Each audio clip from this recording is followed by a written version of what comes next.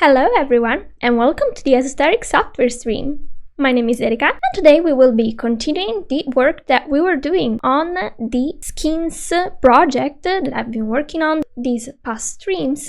I think this rig, for starters, needs a second eye. That would be very nice.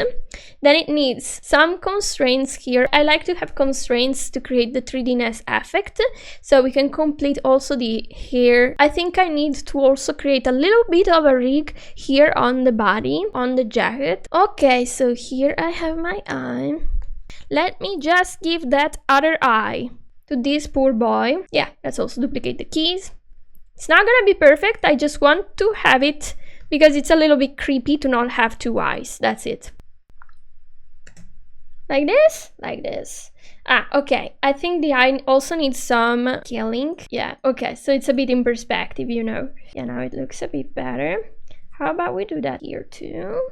Yeah. That's gonna be it. Okay, that's gonna be it. I'm saving. We're gonna be seeing how to create that effect that makes the body seem a bit 3D, so we can do that walk that moves the shoulders like this. It's a very simple setup. We already have the bones in place, so that's very convenient. Okay, at first I will make the body bend and follow all of the bones, and then I will add the 3D-ness to them. Here we have the body. It needs to have a mesh. First of all, we want to make sure that it bends laterally. Once that is out of the way, we will connect the two top bones to that.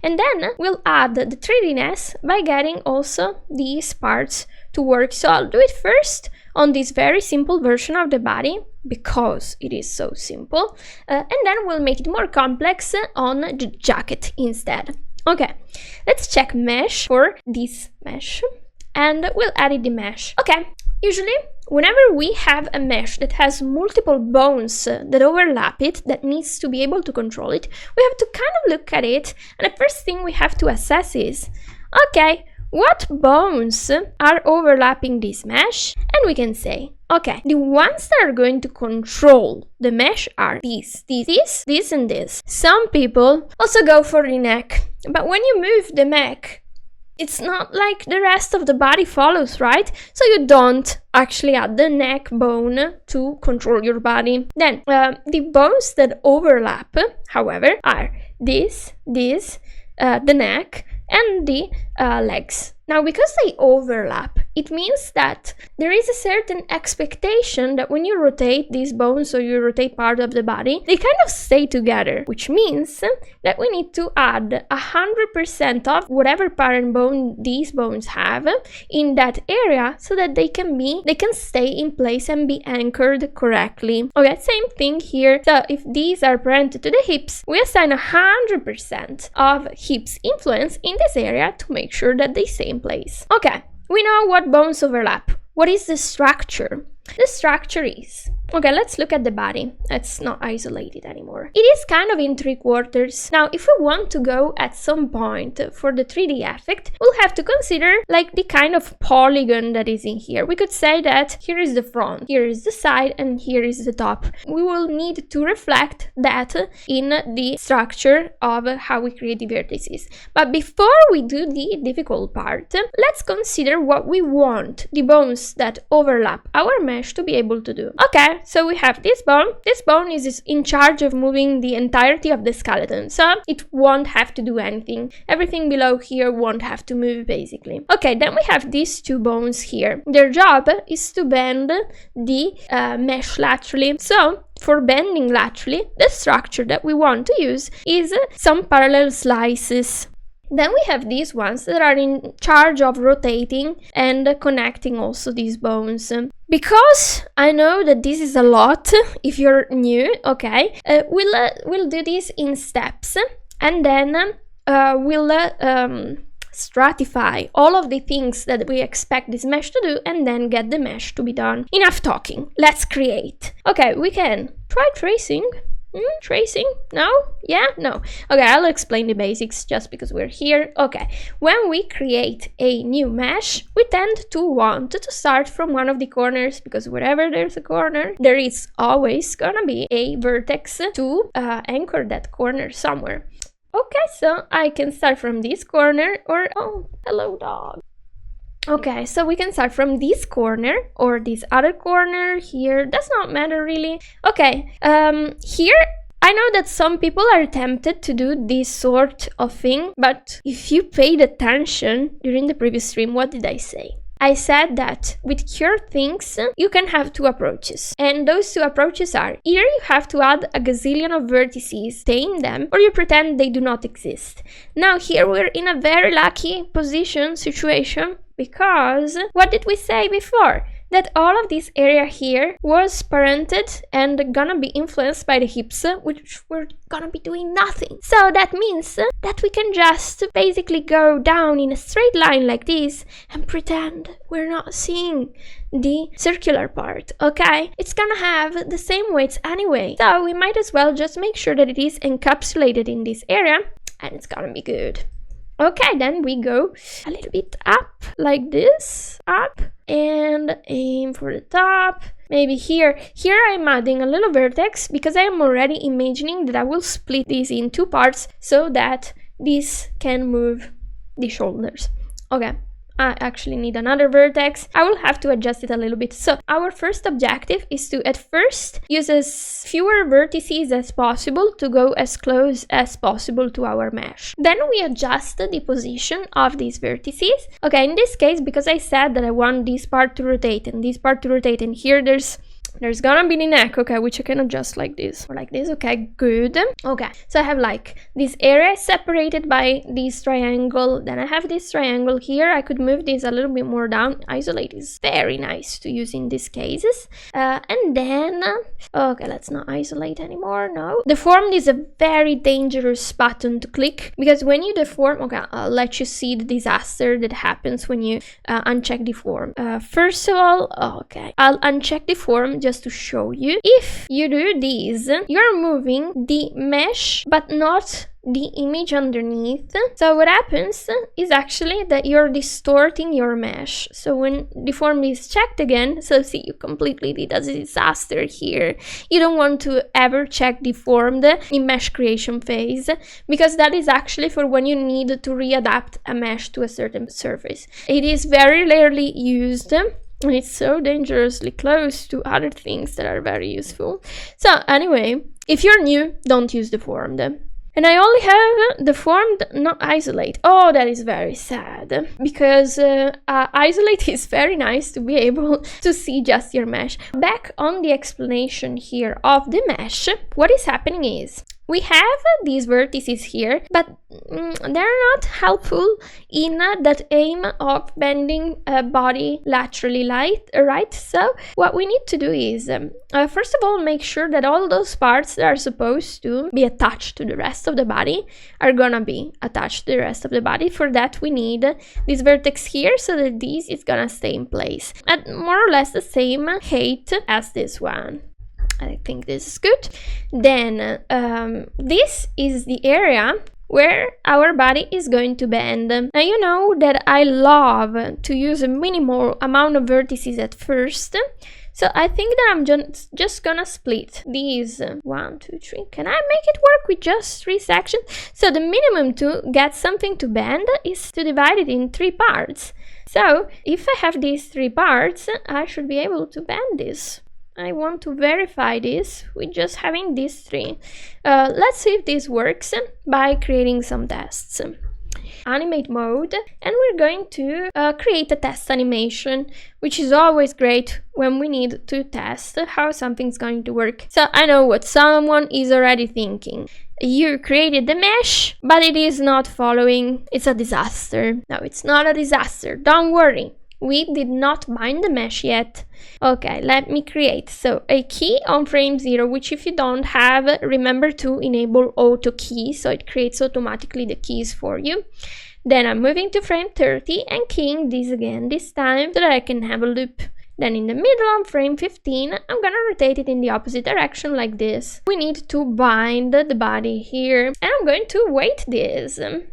Okay, so here I added these 3 bones at first. I'm not adding the rest for now, but that's okay, because I can always add them later and I don't need them for now. So I can just focus on that part of the rigging process. And it's already good. Now what do we spot as problems? I can already tell that here in the lower part, the hips are moving. Let's open the weights panel here, and we're going to be changing the weights. I box select these 4 vertices that I know that need to be stuck in place, and so I'm going to be raising the hips to 100%. Look at this now. Not moving anymore. Okay, let's just check the top part. The top part is perfect. Okay, since it's working, we're gonna keep it this way. Let's propagate this mesh structure also on another mesh. Do you remember how to do this? I showed it on the Spine Boy in a Snow Globe stream. But I'm going to show you again this little trick. Basically, when we have a mesh that we want to use as a reference for another mesh, we can just click on wireframe so that it will stay active no matter what other mesh I select. So now I can select the pens. Oh yes. And then in theory I should be able to see this mesh at all times. I am seeing that it kind of disappears when I switch to another mesh. When we have multiple skins pinned at the same time, the images in another skin are not really active, so it's not like I can actually see them. So to get this to work, I think I'm gonna be doing this other trick, which consists in duplicating temporarily the entirety of the skeleton. I'm gonna get rid of it at the end. Then in this skeleton, I'm going to activate the skin here and make sure that this is a wireframe. Are you a wireframe? Oh yes. And at this point, I just literally need on this one to only see the body. So I'm gonna remove everything else like this. And then I'm gonna be switching back here to my original skeleton, so I can actually create the mesh for these pants while having a reference. Okay, I'll be creating the mesh. I'll edit the mesh, and as you see, while I edit it, I have the reference of the other mesh. So it's a lot simpler to create, for example, a vertex that is, it does not have to be perfect, but it can be as close as possible to the other vertex for, you know, best results. Okay, so I'm aiming for the same spots.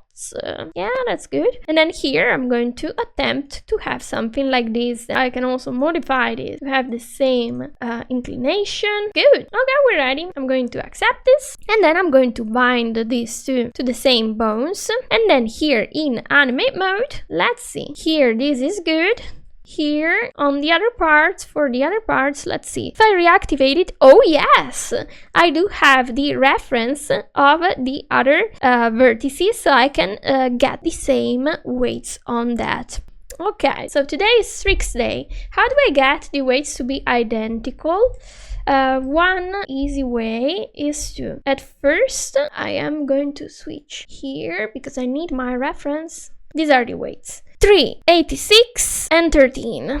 Okay, what about this? It's gonna be the same? No, 7, 77. Okay, let's pretend that we're mimicking this. So this is a trick that works also in older version of Spine where you're very unlucky not to have the lock button, okay, that lets you lock one weight so it stays the same no matter what you change there. It was 386, and those are the numbers that I need to remember. Now I'm here, so this needs to be at 3%. This 86. Actually, so if we just do it this way, you see that it's impossible because all the numbers are changing at the same time. So here, let's look at the weights. The trick to get that to work is to basically remove it first, this, which was not a 3%, but it was 2 point blah blah blah.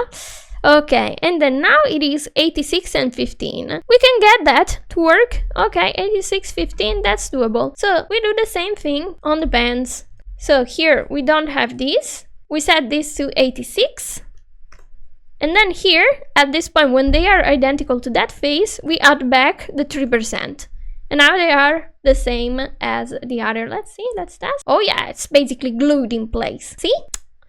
Then we can do the same trick also on the other parts. I mean, I could do it also just eyeballing it, but it's so nice to be able to just copy what the work already done, right? What's the value? 7, 77. Actually, 7 is the only one that matters. Then 7, 81.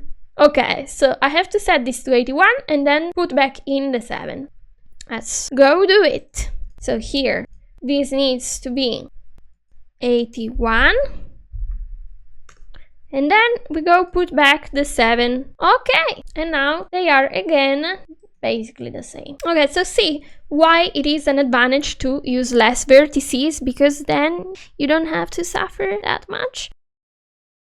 I cared that it could bend laterally, and it is bending laterally, so that's cool. Now let's make it a more 3D body. Let's go to the mesh, edit mesh, and then I'm going to create some more vertices. Okay, we said we have to imagine our character, so not isolated, in the planes that it has. So what is the front part of this character? It has this sort of line here. Now, the more cylindrical we imagine our character to be, the more we'll have to change the structure for this. Now, it's actually simpler when we have more of a reference of this kind, because this way we see all the parts, and it's easier than just trying to add random bones. I think I can still edit. Oh yeah. Oh, that's very good. Then it means that I can just do this. Okay, because I had created these in a sort of symmetrical way, so it's gonna work really nicely. Yeah, that's what I need. I could maybe add also these two or not. So what did I do? Why am I modifying a mesh that I'm not seeing? It is because on top of this skin, I pinned the body top elegant. So now I go back here. Okay, the more it looks like a cage that is enveloping the body, the better results you're gonna get. Notice how after a certain line, I'm not gonna care anymore about the fact that I don't have other vertices here. Why? Because all of this area is going to be, actually let me separate that nicely. Okay, it's gonna be influenced by the hips, so it does not matter. Like if you want, you could add maybe 2 more just to be sure, but I don't think they are necessary. For now, we're not gonna use them. Okay, I'm going to bind also these 2 bones here. Okay, we bound the bones. Now it's very important to also get another piece of the puzzle, which is the 3D effect that needs to happen on the body and on the arms. That is achieved by creating a transform constraint that uses this arm back as the bone that is going to be constrained, so it follows the bone in the front. So new transform constraint, and then we pick the bone here. Okay, then I'll call these shoulders perspective. Okay, then I'm going to match the position, and I'm not gonna see any changes unless I link these sliders and turn it on, and it stays in place. Very nice. Okay, I actually only want to translate this but not rotate it with that, so I'm going to turn only the translation on. Maybe at this point, maybe I want to have a -50, so it also moves, okay, up and down a little bit, but not as much vertically, only a little bit. Okay, then I'm going to create a new shoulder test animation. And for this, I'm going to move these in some testing positions. So here on the top, then on frame 40 again, I'm keying this, then it goes down, then it goes to one side. No, it cannot go too far away, and then it will go like this. Yeah. So now I have a testing animation where we have it cycling doing this movement, right? So we can assign the weights to get these to be 3D. So how do we do this? We first have to identify the vertices that are going to be 100% influenced by the extremes. That's to make it easy for us. Okay, these 2, for example, are going to be for sure extremes. So we can go in here and choose arm front and assign 100% of the weight there. Okay, then we go on these 2 and we assign 100% of arm back here, so they follow. Okay, this makes it a lot easier to figure out the rest of the weights. And what about this area here? So we said that this needs to stay attached to the character, so we can only deal with the inside part of this. I want to slow down a little bit this animation because otherwise it's confusing for me. Did I slow it down too much maybe? Oh, there we go. 1 and 2, and I'm going to add more influence of these here to create the roundness of these. Then I select these 2 and I go and assign a little bit of arm back, I think. Yeah, and then for this area, I only want a little bit. Actually, I can select both probably. And here the same. I only want a little bit and a little bit. Okay, then I have to look at it, the way it's rotating, etc. And maybe I tune this down a little bit, maybe something like this. And it can be as simple as this. Now, it's not as impressive on this because it is stuck in place after all. Now I'll show you on something a bit more complex. So let's edit the mesh of these. And okay, edit mesh. What about tracing? I always like to test tracing. Whatever, I'm going to accept it. I'm going to isolate it, and then I'm going to remove the vertices that are not useful. I'm setting them at the same height so they are easier to control, and then I'm going to add more vertices so they have a similar structure to the one we had before. I want them to be symmetrical, so for example this would be no good. Without isolation I can see the rest. And I'm going to create maybe a couple of vertices here, couple of vertices here, maybe a couple of vertices also here, and if I'm not mistaken also here. Then here this is going to need to be able to bend. Yeah, I think that might be needed. For now, I'll leave it like this. Then I can increase the detail and the difficulty on this. For now, I'm going to bind it to hips, these three. Okay, and then I'll add in the other two afterwards. First, I want to make sure that it is bending following the rest. I would say it's good. The pens are not following, but these are additional lines that I did not work on yet. But I'm rather happy with the rest. Yeah, it looks like it connected nicely. Perhaps I'm going to get these areas to be on the hips, and therefore these parts to be smoothed a little bit so they follow the hips a little bit more. Like this, they are stuck with the hips. Perhaps I'm not gonna have them 100% on the hips. I'm going to have a bit more body down so they flap more. So then it was actually better before. What do you think? Or maybe like this is fine, I don't know. Well, for now I'm leaving like this. Maybe I'll add a couple of bones so they can flap around and do stuff. And so we'll leave it like this. What we were focusing on was the shoulder. Okay, the shoulder effect here. I'm going to have to parent this. Where is it? These I'm going to parent here, and this I'll parent it here. Okay, let's see now. Yeah, so it follows at least. I have these extra pieces that we're connecting the shoulders there. So at first I'll connect these, and then I'll also fix the shoulders. They're very funny at the moment. Okay, now I need to also bind these two bones. I'll go back in animate mode, and same this course as before. I select these two vertices that I know are controlling that part. Then I'm going to assign to them 100% of arm front. Then the one in the back, 100% of arm back. Let's get the rest of the weights to work with these. Okay, I feel like I have to select them one by one. More like this, and this only a little bit, just as before. Then this needs to be influenced a bit more and more. And as soon as this area here gets the most weight, it suddenly pops and starts feeling like it's actually more 3D. Then here I'll assign more of the back part. Look at that. It's enough to do this. When you have a nice texture, it suddenly starts looking very nice. Okay, here I'll get it to curve more, so I get a bit more of some range on the shoulder part. Maybe I could even have this to be actually a little bit less. So body top, a little bit more of body top. So it's actually staying in place because of the perspective instead of just attached. I think it makes sense. What do you think? It makes sense that it's attached. Like the strongest part should probably be this, and this should not be as strong, I was thinking. Because in any case it's hidden, so it does not need to be as much influenced. So I'm going to, okay, do this. So it looks more 3D-ish.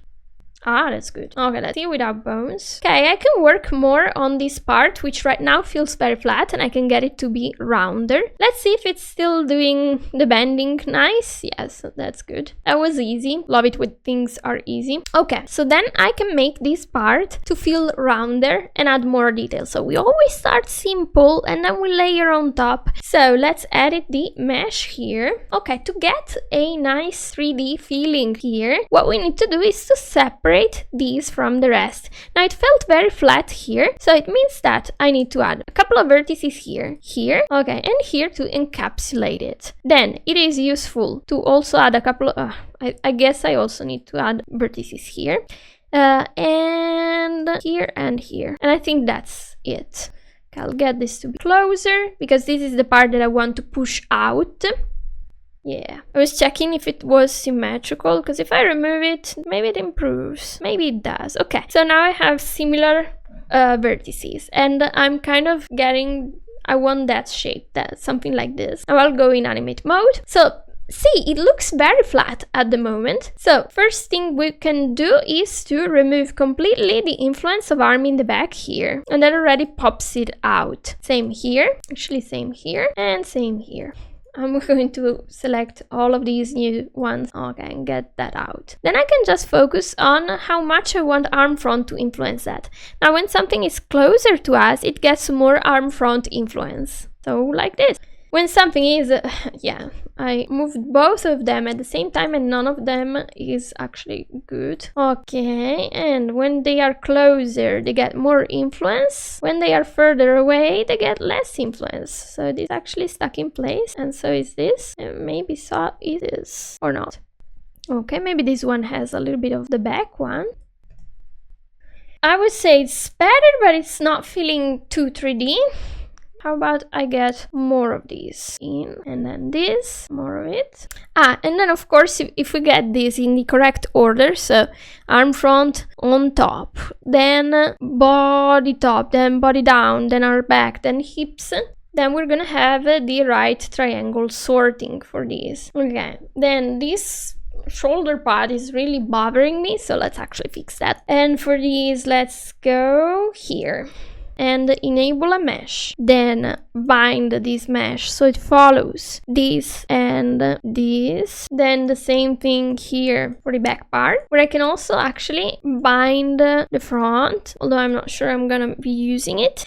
Okay, then here, this is gonna be, I'm not sure what I'm gonna be doing with this. Yeah, but it needs to have at least a little bit of weights. So I'm gonna be turning this into a mesh. And we were seeing that this part is like the mesh for this would look something like this. Edit mesh. Okay, arm front. At first, I'll get it all to be following that. Then the part that needs to stay anchored more to the back, it's actually these other parts. And so I could get them to be more on the shoulder. Yeah, basically that fixed it.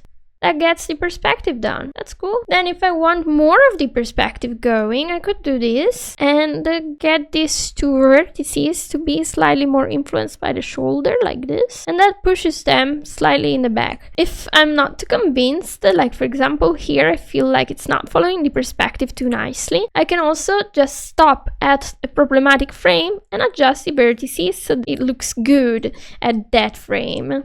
The part that you see popping is the this one, okay, where I can get this to be influenced by body top, not fully though. Yeah, okay, I see that it goes outside. Oh, that's actually the arm itself. That's interesting. It cannot be raised over a certain amount because then it goes out. That's fair. Because no human can reach this with the shoulder, I guess, so it's fine. I get this to be on the arm in the back. Maybe this also to be a bit more of the arm in the back. And here, I don't know what to do with this. Let's see. More influenced by the shoulder in the back. And that attaches it. That's very cool. How about these? What about these ones? Shoulder. This a bit less, so it feels flatter. And these maybe like this. Well, I got it to be in perspective. I'm not sure it's the perspective that we need, but it looks cool, so I'm gonna leave it for now. Here, I feel like this vertex specifically, it's too strong. I need it to be less strong, so it does not pop out as much. Without the bones, it looks like this. Yeah, okay, I think that can work. Of course, I'm testing it with slightly extreme vertices, so I think it's cool. Okay, I'm going to adjust a bit more the influence of parts. Okay, then let's bind this here and here. And then select the waist tool. I'll get these to be anchored down more like this, but not too much, only a little bit. For the 3D-ness of the face, it works like this. This is the face base. I need 2 extra bones, one in the front, one in the back. Okay, so here I added the extra bone. I'll call this the face control. Okay, then I'm going to change the icon of these, but it does not have to be parented to the face holder. It needs to be a child of the head, so it can move independently from it. Then under the head, I'm going to place one in the back of the head, and then I'm going to create new transform constraint, pick this here, face control is fine, match, set the translation to -100, -100, and then for the facial features, I'm going to choose new transform constraint, pick this, and call it face features, match, and then translate, but only 70%, I think. 70, 70. Now, because the character is already in 3/4, the eye is very close to the edge. That's gonna be a bit problematic, which is why it's a good idea to have the eye on its own separate layer, its own separate bow, so that it can be scaled to ease a little bit better the perspective when you can. But we can still set some range for this. One direction, like the band. Then the other direction. Yeah, that's good. Then top, then bottom. Yeah, that's gonna be our range. So I'm seeing that some parts of the face are not following. So let's select those parts. Needs to be at least inside the face holder. What about the fangs? Also part of the mouth. Cool. What about now? Okay, and already we can see that the face kind of follows the 3D-ness, so that's cool. We're going to sell the 3D-ness more on the ear and the hair and the other things that this character is going to wear on the head at some point. But for these, because they have so many bones, and it would be so complex to weight all of these parts that I'm going to destroy at some point, I think I'm fine like this. We're keeping it a bit flat and instead focusing more on those parts that are a bit simpler and bigger. Yeah, no, I can already bind this. Bind here, so it follows the rest of the face here and here to the inverse. We only want this area here to be influenced by the inverse, so it follows sort of the perspective. I think we could also get the face to also distort and deform with the rest, so that the ear is not like stuck there. Okay, then I'm turning this into a mesh. Okay, for the face, when it is in 3/4, we actually have like one side that is more in the front and the other side that is kind of starting to be in the back. But I think I'm gonna split it like this, around the ears, 8, and then maybe, I don't know, maybe around here and in the middle of the face like this. So it kind of has a very simplified mask of the face around here. Look at this, it's a diamond, beautiful.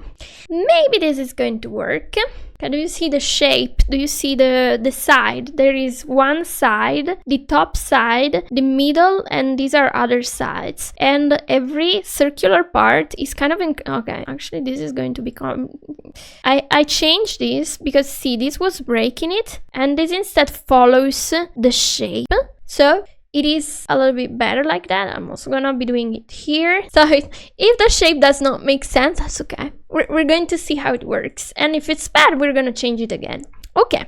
Then let's bind this here, here, and in the back, and also to the face holder. It's simple because we just get, at first, the part that needs to be attached to the face, 100% on the face holder. Face holder, 100%. Also, face holder needs to be a bit more in the front. And that already improves the things. In a perfect world where everything is actually rotating in perspective and not just sliding like that, we would also get, okay, this part to do maybe this. Okay, so it's not completely sticking out. Then maybe this, I'd also get it to be a bit more on the face base, so it does this, and this too, because it's actually not completely on the face base, but it's kind of moving with the rest.